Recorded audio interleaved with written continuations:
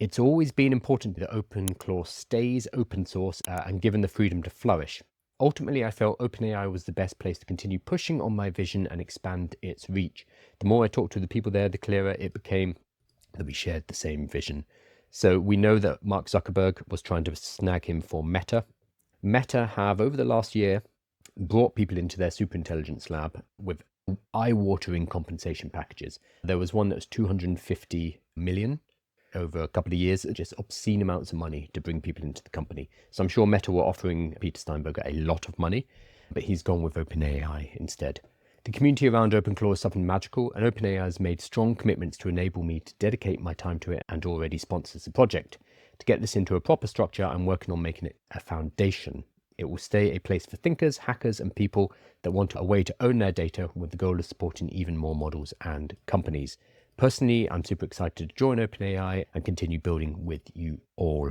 The claw is the law. Massive congratulations to Peter and to OpenAI for getting him on board as well. Extremely cool. This happened yesterday. We will see how it pans out.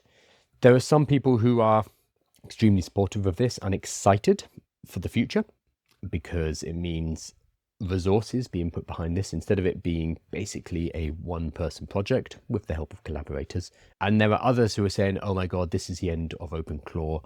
It's going to be closed. It's going to be for profit. We will see.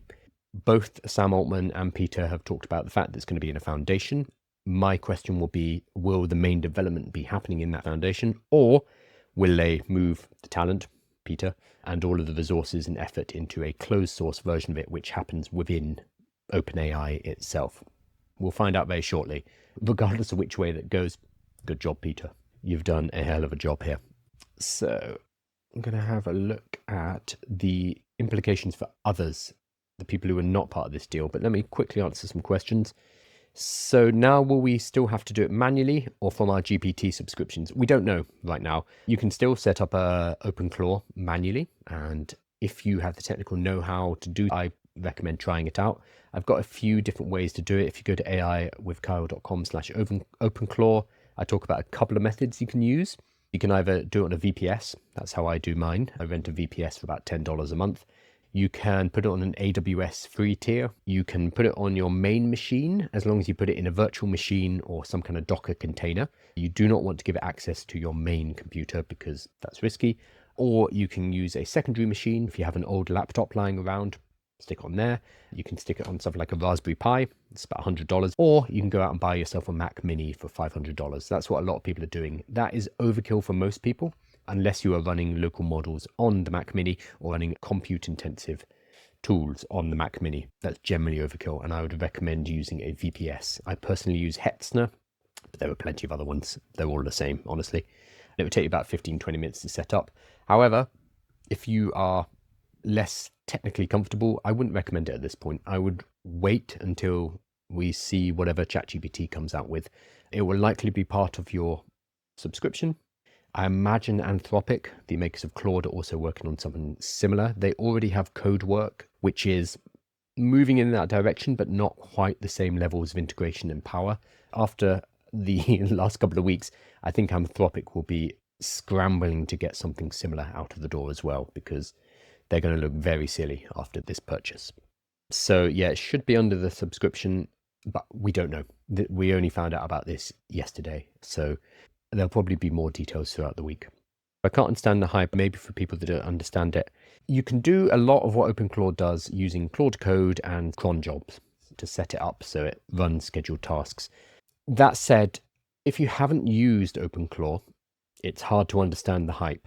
And I initially we can do this already. Like, why are people using it to give daily reports or weather reports? We can do that. You don't need to set up persistent AI for that. That's overkill. As soon as I installed it and started chatting to it and realizing what I could do, what I could connect together, and how easy it made the task of connecting and automating, as soon as I set it up and started playing around, I was like, oh, okay, this is cool. This is extremely powerful. For me, I treat it as an employee, as if I had hired an executive assistant. If there is a task that needs to be done on a regular basis, if there's a task like research that has to be done overnight and then delivered to me in the morning, I set it on that. Awesome. But it can also learn to get better at it over time. Obviously, you could set that up using a normal agent. It's the ability to do that on the fly and for it to be able to juggle and prioritize between different tasks. The interfacing with the gateway that is OpenClaw just makes it so easy. So I think it's a preview of what's to come, which is a truly useful AI personal assistant. It has rough edges, it has security issues, it's a pain to set up. If you don't know how to use the terminal, if you don't know how to set up security hardening, etc., you probably shouldn't touch it. As a preview of what's to come, I think it's really exciting. And we knew that the frontier labs, so OpenAI, Anthropic, Google, etc., they're going to be working on something like this. OpenAI has just stolen a bit of a march on the other companies by grabbing Peter and given him, I imagine, an awful lot of money so that they can build upon OpenClaw. Oh, somebody's saying check the repositories. I did check the repositories. Oh, maybe it's under ClaudeBot. There we go. Oh no, that's the website. So earlier I was trying to find the repo on Peter's, can we do it by sort by stars? It's got the most stars of any. I was trying to find the repo on Peter's Git. I could not. So I'm either looking at the wrong one or he's taking it private. If he's taking it private, there's no way. That's going to be huge news. And I have not seen that. If anyone can look, or is it in its own repo? Sorry, is it in its own account? Yes. Yes, here it is. Okay, cool. So it's in its own OpenClaw repo, and there it is. 200,000 stars. I thought that the repo had disappeared, which would be drama. It has not. It is still there. It's just on OpenClaw, hub.com/OpenClaw/OpenClaw. This is the problem with doing these things live. Can you combine N8N with OpenClaw? Yep. You can combine OpenClaw with pretty much anything, which is why it's really cool. So you can use MCPs, you can use skills, you can give it control of a browser, you can use APIs, obviously, lots of different ways to connect things. And the great thing is you can just ask OpenClaw, hey, I want to connect to N8N for such and such. How do I do that? And it will work it out and it will go off and do that in the background for you. Very cool. If someone is not technical but wants to learn to have OpenClaw, I would wait until the Frontier Labs put out whatever it is they're building. However, if you do want some guides, if you go to aiwithkyle.com/OpenClaw, I walk through some different ways to set it up. I would still wait, honestly, because we're going to have polished consumer level versions of this in the next couple of months. Right now, it requires a bit more legwork, and it's probably not worth the additional risk instead of just waiting a few weeks. A lot of people feel this is selling out. Yep. And this will prevent people from progressing OpenClaw on their own. Yes. Yeah. No, I get that. I understand the argument that they'll make. However, they can spin off their own version and then just get on with it. Yes, he has momentum, but there's nothing stopping anyone else from building up that momentum and taking on the mantle. So I would say to them, why don't you do it? There's a Peter Steinberger shaped hole in the ecosystem now in the fully open source. They say they're going to keep it open source, but we'll see.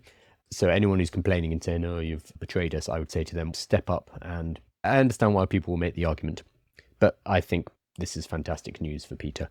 I think it's great news for OpenAI as well. I think it's very exciting that one guy can put together a project, has been working on it for 3 months, build up this level of excitement by building something that's genuinely valuable and really useful, and then sell to one of the Frontier Labs for presumably hundreds of millions, if not $1 billion. That, for me, super exciting, very cool. And anyone who accuses him of selling out, I would ask the questions like, wouldn't you for $1 billion? And I imagine most people would be like, maybe. I've got ethics issues around ChatGPT. What's our next best tool? Claude. So Claude by Anthropic. Do we know what kind of equity he got or what he got monetarily? No, we don't yet. I can only assume it is an obscenely large amount of money. So I'm sure he's absolutely fine. Great news for OpenAI, so they can monetize OpenClaw, which is bad for us. Yeah, I mean, they're a business. This is 100% what they're doing. They are bringing in a product which can be added into subscriptions. They can charge for that. They can charge more for that potentially because they need to make money, because they are currently burning a lot of money and don't have strong revenue resources in place. If it's a valuable product and if it's useful on a daily basis, we get to choose whether we buy it or not. We can still set up our own OpenClaw for free and hook it to our own LLMs. Nothing stopping us from doing that. This gives us an additional alternative, especially for the people who are less technical, and they can just pay OpenAI to provide them with a more secure and more stable version of OpenClaw. I think that's fair. That's business. Math says can't blame him for making money on it. So what I'm going to look at are the losers of this. About 20 days ago, there were several names for OpenClaw. So initially it was called ClaudeBot, spelled like this, CLAWD, not CLAUD. Now that is confusing. Claude from Anthropic, C-L-A-U-D. This is always a nightmare to talk about on video. So it was called Claude Bot.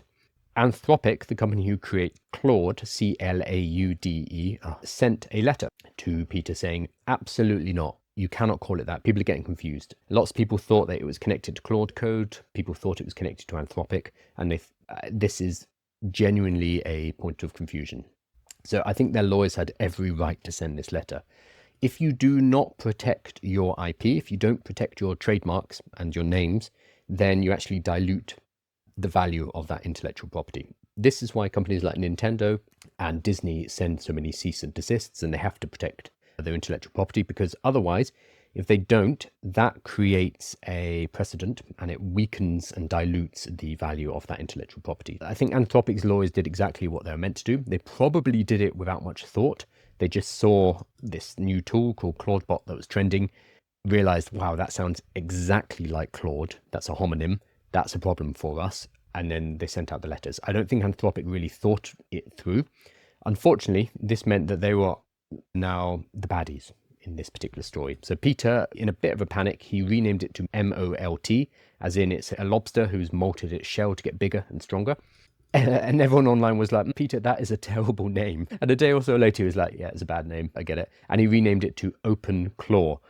Again, a little bit confusing because it's got the word open in it, so it has connotations with OpenAI, but that stuck. So it's called OpenClaw now, but you'll still hear people call it Claudebot. You don't hear anyone call it Maltbot, but that was only for a day or two. So you'll either hear OpenClaw or Claudebot. Because of this, Anthropic are the baddies in this story, because their only connection to one of the most exciting developments in artificial intelligence of this year is as the big bad corporation who sent a letter to this one dude in Austria and said, hey, cut it out. That's their only connection to it. So when Peter was over in San Francisco and he took talks with venture capitalists, OpenAI and Meta, he did not go and talk to Anthropic. It feels like a fumble that OpenClaw is going to OpenAI and not Anthropic. Any particular reason? Somebody asked Peter. And he said, yeah, they only sent love letters from legal.